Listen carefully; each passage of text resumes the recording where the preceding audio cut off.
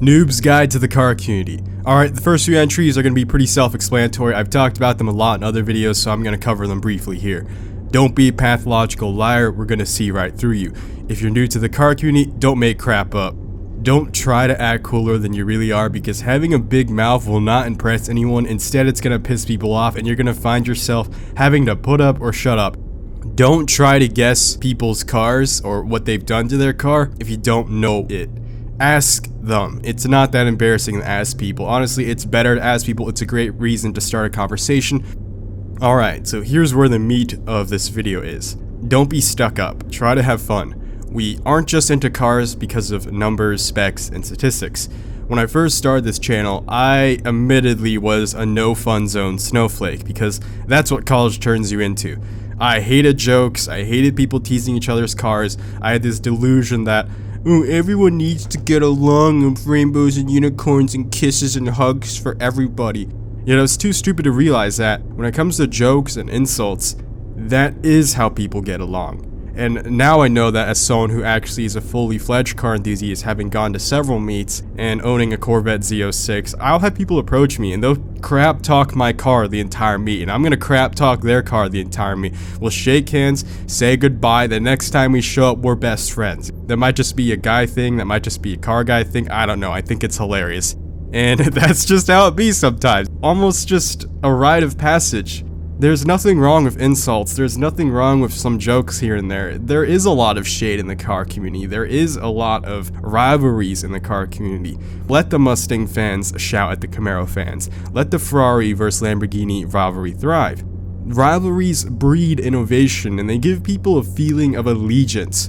And even amongst competitors, there is always a sense of respect, because they only know they got there because of the competition. For example, it doesn't matter how much a Mustang fan hates the Camaro, they will never wish it out of existence if they're a true car guy, because they damn well know that the only reason the Mustang is as good as it is because of the Camaro, and that works vice versa as well. So to all the newbies, don't be the guy who tries to dampen the mood and try to please fun, because what you perceive as us being mean to each other is not actually us being mean to each other. That's actually one of our forms of communication. The car community is one of the few remaining bastions that hasn't become rampantly infected with political correctness. If you're fresh out of college and you have all that PC bullcrap shoved in your mind and you come to the car community, you may accidentally try to shove that agenda onto people and they're going to start gatekeeping the crap out of you, and it's really going to put you in your place.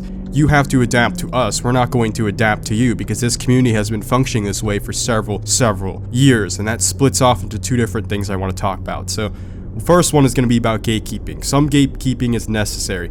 The next thing is don't have an inflated sense of self-worth. So we're going to cover the gatekeeping one first. So speaking of gatekeeping, here's my brief response to the idea of it. So people have sorely misunderstood the purpose of gatekeeping.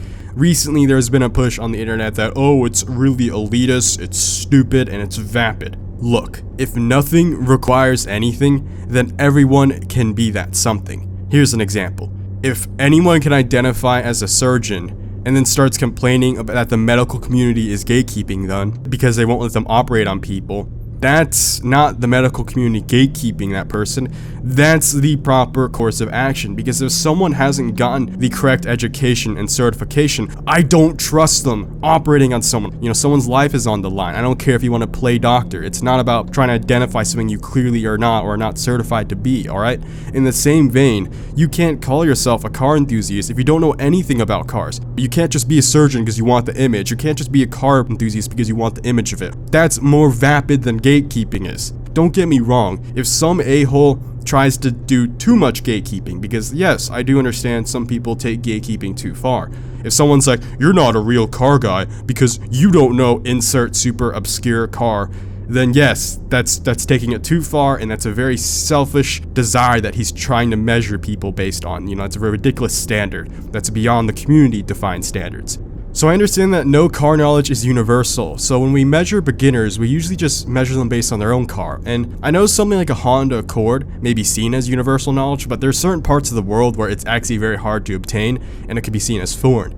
But at the very least, If you have obtained a car, it doesn't matter what car it is, you should know about it if you call yourself a car enthusiast. It's the car you freaking own. You spent money on the damn thing. You wake up every morning and look at it. You also drive it. You definitely need to know the basics and start reading your manual if you have that laying around. Are you really interested in cars if you don't even show the initiative to get to know your own car? That's like going on a date and not even being able to tell your date anything about yourself. You have to be able to tell us about your car when you go to car meets. For the same reason, you can't be like, yeah, I heard of cars, so I guess I'm a car fan. Again, that's stupid, alright? I appreciate that you at least know of cars, that you look that way. That's blossoming interest, but that's not devout proof of already being part of the car community. So onto my don't have an inflated sense of self-worth, I'm going to kind of explain that. So people are not going to like you right away, and on top of that, if people never come to like you, maybe you just found the wrong crowd or community. So let's use numbers to kind of quantify what I mean. So let's say your local scene has like 2,000 people who are into tuners, and you like muscle cars, and you're constantly going to that meet because it's the only one you know of, and you're complaining that everyone there sucks because you like muscle cars and that they're not catering to your needs because they only like tuners. And then you go as far as to say that they're selfish for leaving you out. Alright? Just take a moment to think. Who is actually selfish in that instance? If 2,000 or so people already established a community over several years and they already have fun doing what they love, and you come in barging as a new kid, demanding all of them to change their hard work overnight just for you, get that crap out of here. You are not that important. You can't try to force them to change just to make you happy. You're just one person, alright? You aren't some god they need to worship and obey. Oh, there's just no car guys near me. Man, I'm so alone. Alright, with the advent of the internet, chances are there are car guys near you. Unless you live in the middle of nowhere, maybe you have an excuse. But oftentimes when people complain about not being able to find the right scene near them, they aren't looking hard enough. I can't tell you how many times I've heard, man, they're just like no car enthusiasts in Georgia. Bull crap.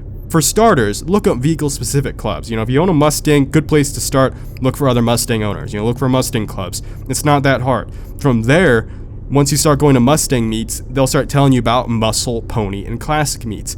And muscle and pony meets, you'll find the other Camaros, Challengers, and Chargers and whatnot. When you start going to the classic car meets, you can find some old classic imports, which will then, they might lead you into the import scene. And then some meets nowadays, there's a really huge popularity with variety clubs. Variety clubs and variety meets, it's just a mishmash. There is no theme. You'll find muscle cars, you'll find imports, you'll find very well-built tuners, you'll even find exotics.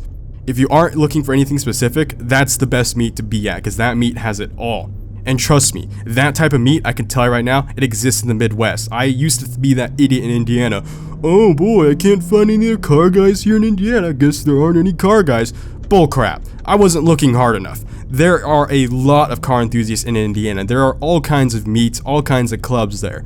You will find Lamborghinis in Indiana. There are plenty, in fact. I've seen tons of Aventadors and Huracans. Most of them are Indy 500 winners who own the car.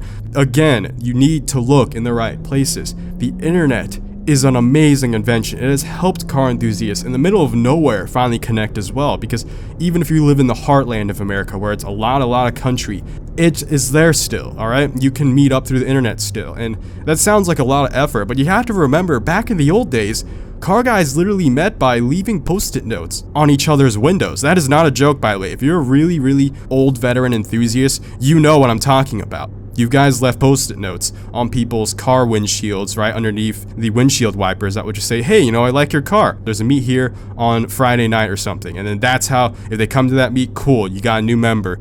That's literally how it was back then. Now you guys have the internet. Like, come on. If you can't find people, you really aren't trying. And I know people say this. A lot of my European fans say it too. They're like, oh, there's no car guys in Germany. I guess it's different in America. No, America isn't some magical, unique unicorn where all the car guys exist here. You guys have car guys too. And there are some really desolate locations, like I said, if you really are in the middle of freaking nowhere, where cars are very expensive, very hard to obtain, like in Southern Asia or in the Pacific Islands. I can kind of understand why that'd be hard. And for you, I would say maybe someday even look to move towards a different country. I'm not even kidding. There are some people I know. I know there's this guy who's from South America here in Georgia, and he literally moved just for the car scene. That's dedication to your hobby. And to some people, when they see that, they're like, oh, I don't think it's worth that, you know.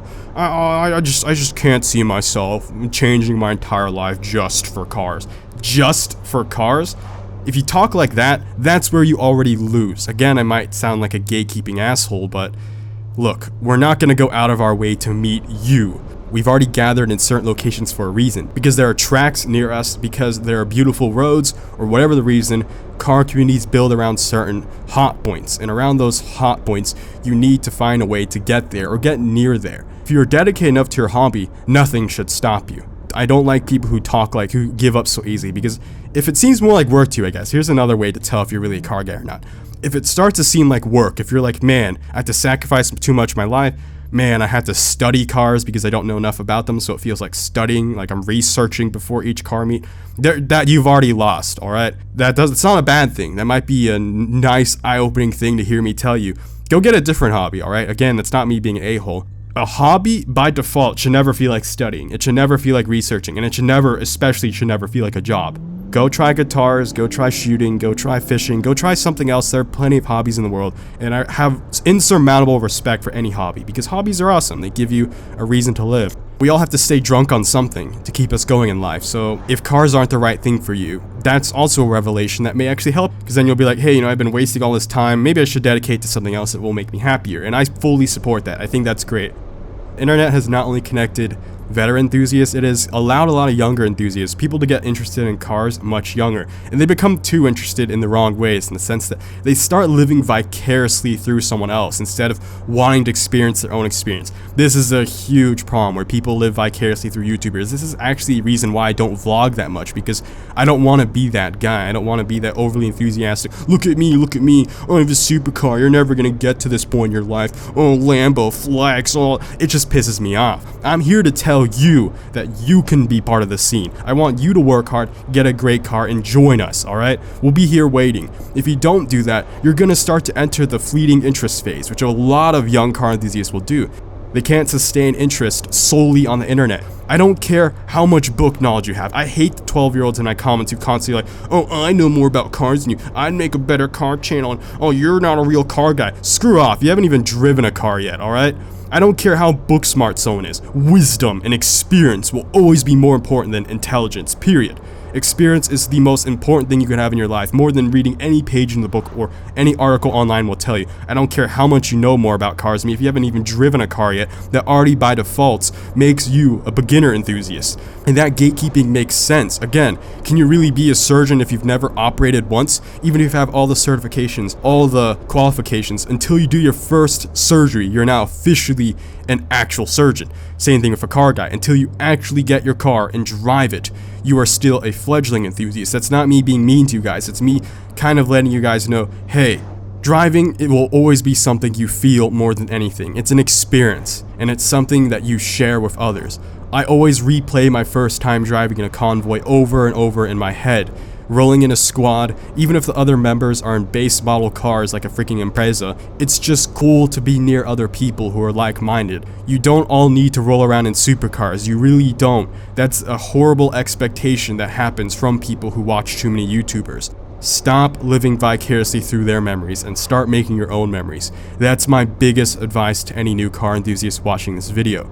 It's summer right now. Go look for car shows, go look for car meets, go out and drive, go drive a go-kart if you're too young, go out there and connect with people.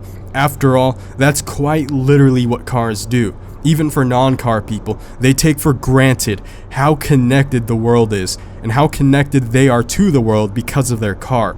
Cars can traverse vast landscapes in mere minutes, and they can find loved ones just a few miles away. The road beneath you quakes as you pass, and the rumble of your engine awakens with each new day.